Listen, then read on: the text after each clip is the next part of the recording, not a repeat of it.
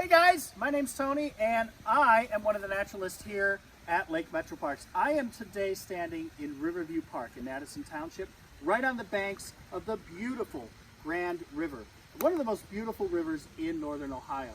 The Grand River's history goes all the way back thousands of years to the Ice Age. This part of Ohio was covered by glaciers back then, and there was a lobe of that glacier called the Grand River Lobe, and as the glacier receded, it carved into the Chagrin Shale that's here, deposited a lot of sediments and created the valley that we're standing in, and created the course of the Grand River. Now that bluff that you see over there, that's that shale I just mentioned. It's a really soft rock.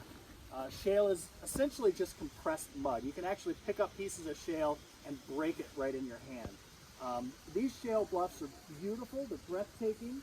We have that beautiful waterfall behind me, and they're also really one of the identifying features of the Grand River. You'll see these bluffs all throughout the Grand River and many of its tributaries as well.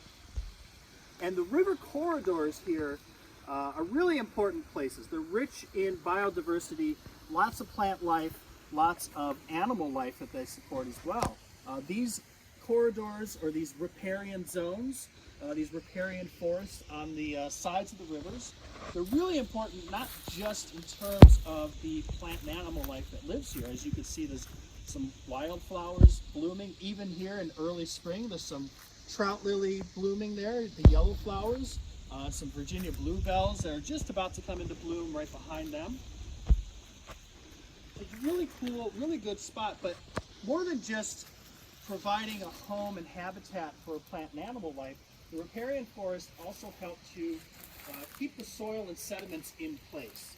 When we get a big rain, you get a lot of that sediment that wants to rush into the river. And all of the roots of all these plants hold a lot of that back to keep too much of it from getting in the river. You get too much sediment, you get too much silt in the river, it decreases the biodiversity, and it also just makes for poor water quality.